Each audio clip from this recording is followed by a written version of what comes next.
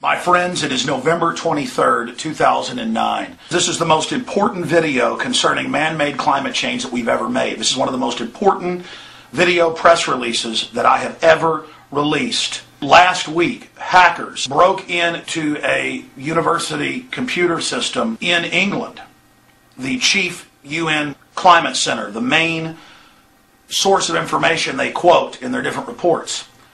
And they released thousands of emails. We've now had a chance to read over these emails. It's in the Associated Press, it's in Reuters, the BBC is covering it. It is a huge international story now known as ClimateGate. And we've had a chance to go over these documents, and it only confirmed what we previously knew. Al Gore, 2 years ago, got caught claiming that carbon dioxide goes up and then temperatures go up. He actually flipped the graphs. Temperature goes up and then carbon dioxide goes up. Different universities, and some of the ones named in these emails, have been caught faking temperature readings from buoys and weather stations around the world. They always claim it's an accident.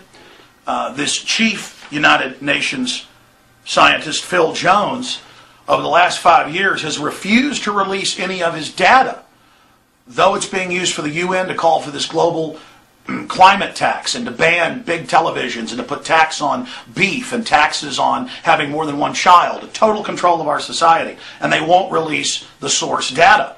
And that's one of the main reasons that the hackers obviously went into this system and got these emails, because they wanted the climate data. They wanted to force it to be publicly published, not just a boiled down synopsis, because so much of what is in these reports put out by this university and others has already been proven to be a fraud. And when scientists come out and say, well, your information is a fraud, and we have the actual weather readings from the sources you quoted, they say, shut up, you're a conspiracy theorist, you're paid by the oil companies, we're not going to let you look at our data. Now we know what happened, and this is so huge. And I'm going to go over the spin they're putting out to try to cover this up, because if this story in full gets out to the public, the global climate tax is over. And we're going to play some clips coming up of the new EU president and others admitting that the global climate tax is the key to global government, global governance. These are quotes from them. The global government is here. It was Enron came up with the idea of the carbon tax in the mid-90s with Al Gore. It's a scam. And it has nothing to do with the environment.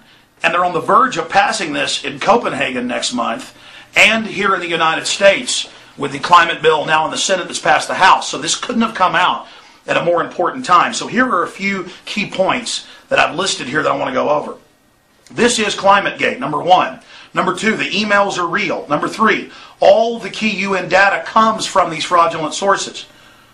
They would not show the public their data. This is scientific fraud and persecution of scientists that disagreed with them. That's also in the emails. How to persecute, how to blacklist, how to fire people, how to shut people down. I mean, this is criminal racketeering.